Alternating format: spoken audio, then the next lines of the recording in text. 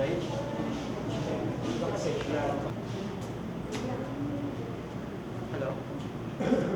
Hello? Yeah, sa bangko. Sabi niya eh. Basta alam ko, friends kami ni Sir Rio Lugo. Yan, smile na to. Smiling na. Parang sa ganun na load sa pero mataas. Yan. Sige, gano'n lang kaya at pahawak pa ako, stop na ako marami kung pagkagaling okay, para mahabol po. Nakita nyo naman, busy-busy yung mga tao sa pictorial ng My Neighbor's Wife. Kung makikita nyo, mga sexy at mga macho mga lalaki ang nandito at mamaya tabayanan nyo pa yung mga gagawin nila kung paano yung mga layout ng posters dito gagawin yon. So habang nire-ready nila, panoorin nyo muna yung ibang behind the scenes sa set ng My Neighbor's Wife.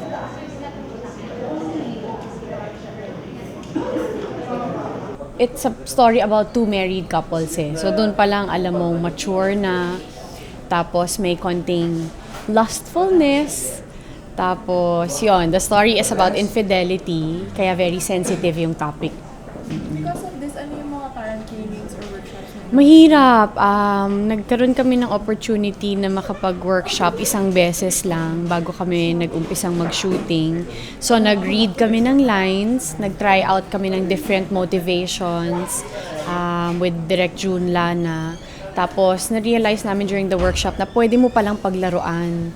Lahat ng eksena, pwedeng gawa ng iba't ibang versions. So, napaglaruan namin ng konti. And yun, okay naman. It was good. Sino yung kapartner mo mismo dito sa movie? Ang kapartner ko dito, ang asawa ko sa pelikula, si Jake Cuenca. He plays Bolet. Mag-asawa kami. Meron kaming anak na 5 years old.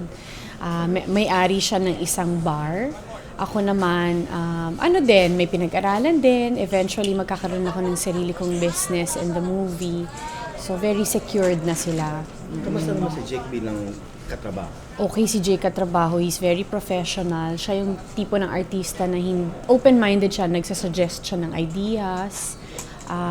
Nagbibigay siya ng mga tips. So, ang daming pumapasok sa isip niya na nagagamit namin sa mga eksena. So, very helpful. Sabi ko nga, more actors should be like him in terms of yung professionalism na talagang handang-handa siya pagdating niya sa set.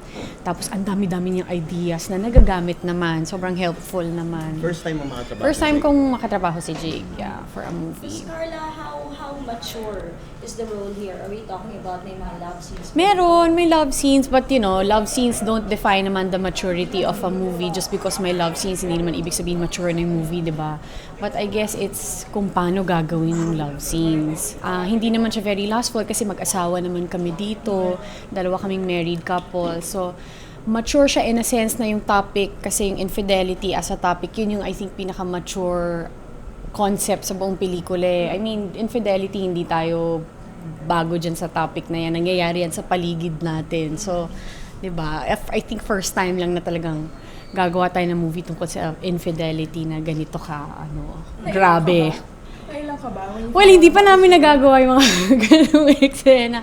Pero oo, nakakatakot siya, nakakakaba. Sabi ko nga, sabihin niyo sa akin kung paano mag-prepare for such scenes. Nako, magiging sobrang thankful ako. I really honestly don't know how to prepare for such scenes. Pero ang ginagawa ko ngayon, one day at a time. Ayoko munang isipin yung mga hindi pa namin nagagawang eksena. Kung ano lang yung gagawin for a particular shooting day, yun lang ang focus ko. First time mo makatrabaho sila? First time ko makatrabaho si Carla at si Lovie. And kamusta naman sila bilang katrabaho? Siyempre, hindi mo Masaya. Alam mo, masaya yung cast namin. Kasi kami nga ni Dennis, matagal na kami magkaibigan. Marami kong pinagdaanan na, alam mo yan, parang hindi mo na maki-question yung friendship namin ni Dennis. So, it's fun to do a project with a friend. Tapos, yung sama namin, workshop pa lang, nag-workshop kami. Before you know it, lahat kami magkaibigan na. So, alam mo yun, parang pupunta ka sa set, excited ka. Punta ka sa set, parang pagka wala kaming kinukunan, tapos kaming apat lang na andun, parang kami magkabarkada. Parang, ang dali na mag-open up, sobrang dali. sobrang dali mag-open up sa isa't isa. Yun yung feeling ko sa Pero cast Jake, namin. dito ang mga katrabaho mo rin si Lupito, magkakaroon ka na. Yeah. And it's your first time also to work with her. Yeah, it's her. So anong feel mo? Are you excited?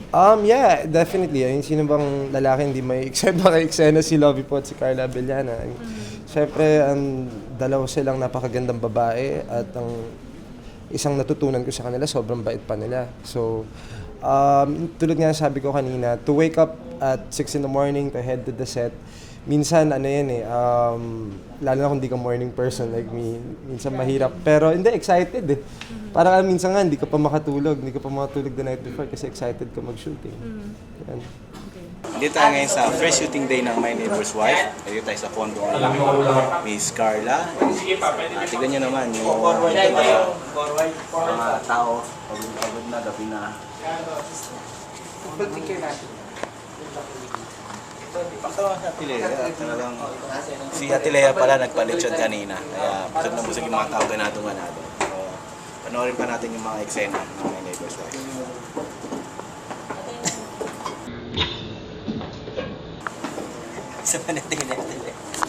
Ito yung kitchen kung saan magkakaroon ng mainit na tagpo si Dennis Trillo at si Carla Abellana. Makikita nyo kung gaano ka tindi yung kanilang pagmamahalan. No? Sundan mo yung natin ka. Invento mo sa kanya. And then, alikan yan. Remember lang. And then kailangan hindi mo siya dito. So, lagay tayo mamaya dyan ng stool.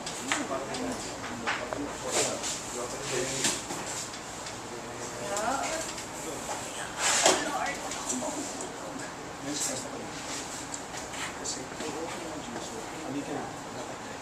Yan, alikan. Alikan kasi I need you at one point, sa kita lang alikan, kailangan siya. Good afternoon, ma'am. This is the pavilion that I was calling. We've been turned to location.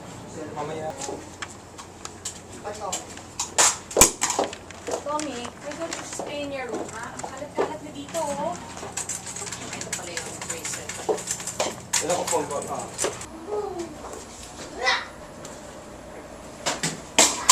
Tommy, why don't you stay in your room? Ang kalat-kalat na dito.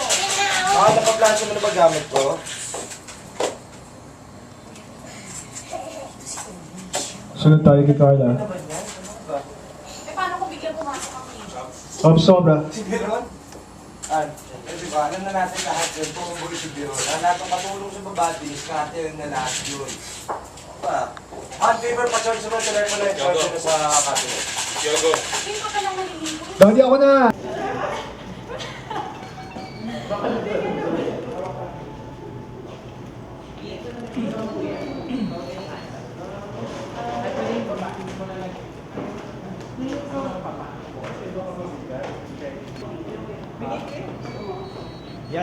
Yan, ayan. Yun, pwede. Pwede tayo dyan.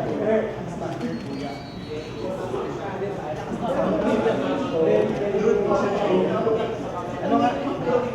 Lovely, dito naman sa movie na to parang we got good reviews both with you with Carla. So may patalbugan ba nangyari in terms of acting? No. Wala pang time na nagkaroon ng eksena together. Hindi pa namin na-shoot. Ay, actually meron na. But then, wala pa yung mga drama scenes. So, no, not at all. Kasi magkaibigan naman kami ni Carla since before pa, during Party Pilipinas pa yan. So, wala, not at all. Okay, parang ikaw ngayon yung pinaka-flavor kasi ng mga lady na isa sa mga in demand na leading ladies. Parang you're everywhere. So, what is your action? Wala, I'm just happy now.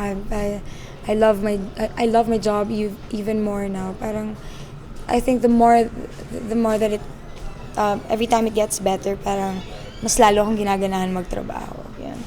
Dito sa pelikula mo to, nakakaramdam ka ba ng blessings na maganda yung review sa'yo sa Temptation Island?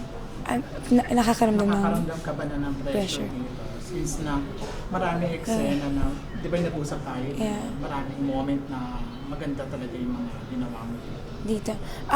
I try naman, and I always think naman, ayun, I'm kind of scared nga because after so long, magdadrama ako ulit. So, hopefully, mabigyan ko ng justice yung role because I've been doing a lot of comedy lately, which is Temptation Island, ganyan. And then, Captain Barbell is not that, hindi masyadong drama. So, ngayon lang ako ulit papasok dun. So, hopefully, magawa ko ulit yung, dating. Hindi ka na nakita sa characters